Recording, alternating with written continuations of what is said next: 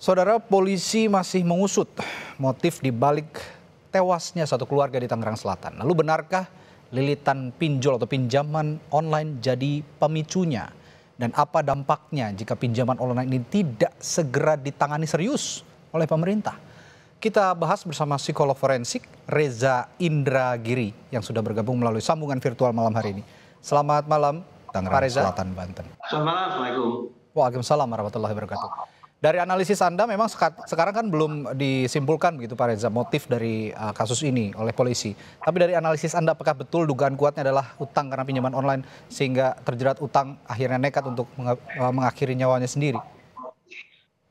Mengakhiri nyawanya sendiri berarti bersinonim dengan kata bunuh diri. Kita memang patut berspekulasi bahwa impitan hidup yang sedemikian berat akibat terlilit pinjol membuat orang putus asa sampai kemudian memutuskan untuk mengakhiri hidupnya sendiri. Berarti ada kasus bunuh diri.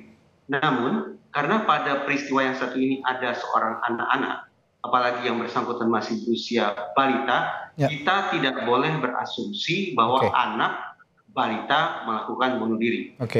Dengan demikian, asumsi tunggal yang harus kita bangun adalah pinjol membuat orang melakukan bunuh diri sekaligus pembunuhan. Jadi anak yang menjadi korban pada situasi ini adalah harus dianggap sebagai korban pembunuhan. Korban pembunuhan dan akhirnya si pelaku begitu karena stres, karena juga hidupnya terlilit utang, akhirnya nekat mengakhiri hidupnya sendiri. Begitu ya kira-kira Pak Reza ya? Tepat, jadi pembunuhan paling tidak terhadap anak itu dilakukan oleh orang dekat, kemudian orang dekat yang anggaplah terlilit pinjol memutuskan untuk juga mengakhiri hidupnya. Pembunuhan dan bunuh diri jadi satu rangkaian peristiwa dalam kejadian yang menyedihkan. Ya, kita memang tidak mau berspekulasi dan berandai-andai, tapi analisis Anda juga memang sangat relate begitu, sangat sangat mungkin terjadi karena itu sudah berkali-kali terjadi. Kita juga beberapa bulan yang lalu masih ingat juga ada juga orang tua yang mengakhiri hidupnya setelah membunuh keluarganya atau diajak bunuh diri bersama lah kalau dalam tanda kutip begitu ya. Tapi begini Pak Reza, bagaimana seorang ayah bisa punya pemikiran seperti itu ketika dalam tekanan yang sangat serius terutama dalam konteks pinjaman online. Ini kan berarti ada motif ekonomi yang jadi pemicu. Bagaimana Anda melihat fenomena ini karena seperti berantai begitu Pak Reza? Ada penelitian yang dilakukan oleh WHO atau Organisasi Kesehatan Dunia yang menemukan bahwa orang-orang di Asia ini relatif rentan mengalami apa yang diistilahkan sebagai reactive depression, depresi reaktif. Berbeda dengan depresi yang membutuhkan waktu panjang sehingga kumulatif membuat orang akhirnya memutuskan untuk mengakhiri hidupnya, reactive depression justru berlangsung dalam tempo singkat. Pertanyaan, apa yang membuat seseorang kemudian menghabisi hidup dirinya dan dilatar belakangi oleh reactive depression? Dari penelitian itu diketahui penyebabnya adalah kurangnya wawasan, kurangnya pengetahuan tentang cara-cara untuk menyelesaikan problem hidup dengan cara-cara yang lebih konstruktif. Alhasil, kita sesungguhnya tidak hanya bicara tentang tekanan batin yang luar biasa, impitan hati yang sangat dahsyat yang diakibatkan oleh lilitan pinjol, tapi barangkali pada saat yang sama relevan bagi kita untuk menduga bahwa sebagian masyarakat terutama yang kemudian mengalami atau melakukan peristiwa mengenaskan semacam ini, pada saat sama juga tidak menemukan cara lain kecuali dengan mengambil jalan yang sangat nekat itu. Sehingga memang otoritas terkait perlu memberikan wawasan, perlu memberikan pengetahuan tentang cara-cara mengatasi masalah semacam ini yang lebih konstruktif. Ini kan masalah kesehatan jiwa.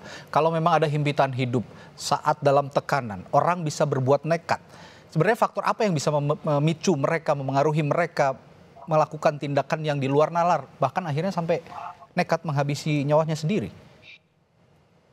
Tadi saya katakan, sebentar selalu kita sebatas cukup bicara tentang himpitan perasaan batin yang sedemikian berat dari bisa ditanggulangi. Tapi pada saat yang sama penelitian dari WHO yang disebut memberikan pelajaran penting kepada kita bahwa kurangnya wawasan, kurangnya pengetahuan tentang cara-cara menyelesaikan masalah dengan cara lebih konstruktif itu juga akan bisa berkontribusi sampai kemudian seseorang mengambil keputusan yang salah untuk mengakhiri hidupnya sendiri.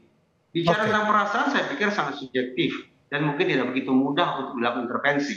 Tapi bicara tentang membuka wawasan, memberikan alternatif-alternatif solusi, termasuk terhadap mereka yang terlilit pinjol, saya pikir ini lebih bisa untuk diikhtiarkan.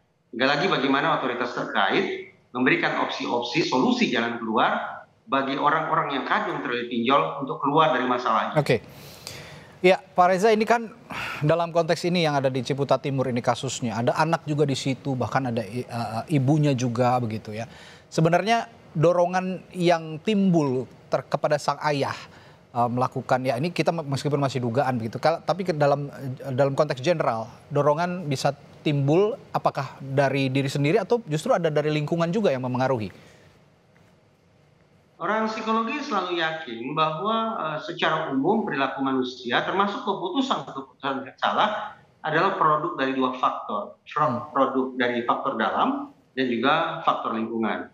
Alhasil tadi saya katakan kalau kita bicara tentang pengelolaan dunia subjektif manusia, perasaan-perasaan manusia barangkali tidak begitu mudah. Tapi kalau kita bicara intervensi faktor situasi, menghadirkan solusi-solusi alternatif bagi masyarakat yang kadung terlilit pinjol, ini lebih mungkin untuk dilakukan. Jadi memang dibutuhkan sebuah penanganan atau pendekatan sifatnya paripurna. Anggaplah ke dunia dalamnya manusia, faktor internal, dan ke dunia luarnya manusia, faktor lingkungan. Kedua-duanya perlu diintervensi secara simultan. Idealnya demikian. Oke, terakhir Pak Reza, imbauan Anda juga untuk keluarga muda, misalnya ayah, ibu, dan anak yang masih kecil. Ketika menghadapi masalah, mengelola masalah begitu ya, dalam sisi psikologis, apa yang harus diperhatikan dan juga harus dilakukan sebenarnya dalam konteks kalau memang keluarga ini mengalami himpitan? Semoga pesan saya ini tidak ditangkap sebagai pembelajaran yang keliru. Saya tetap dalam posisi menolak adanya alasan apapun bagi orang untuk melakukan tindakan bunuh diri. Tetapi ketika sebagian orang sudah tidak lagi menemukan cara lain dan memilih untuk mengambil jalan salah mengakhiri hidupnya, tanda petik alangkah baik sekiranya yang bersangkutan meninggalkan pesan terakhir.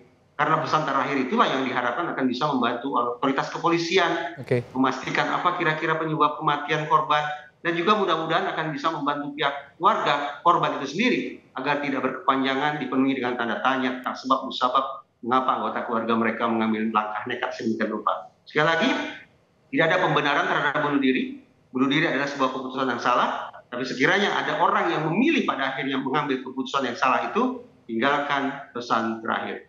Baik, terima kasih psikolog forensik Reza Indragiri telah berbagi perspektifnya malam hari ini di Sapa Indonesia Malam. Sehat selalu Pak Reza, dan kita juga masih menunggu motif yang dirilis nanti oleh pihak kepolisian. Apakah memang ini konteksnya dalam konteks mengakhiri nyawa sendiri atau memang ada motif lain begitu kira-kira. Baik, terima kasih Pak Reza, sampai jumpa lagi, sehat selalu.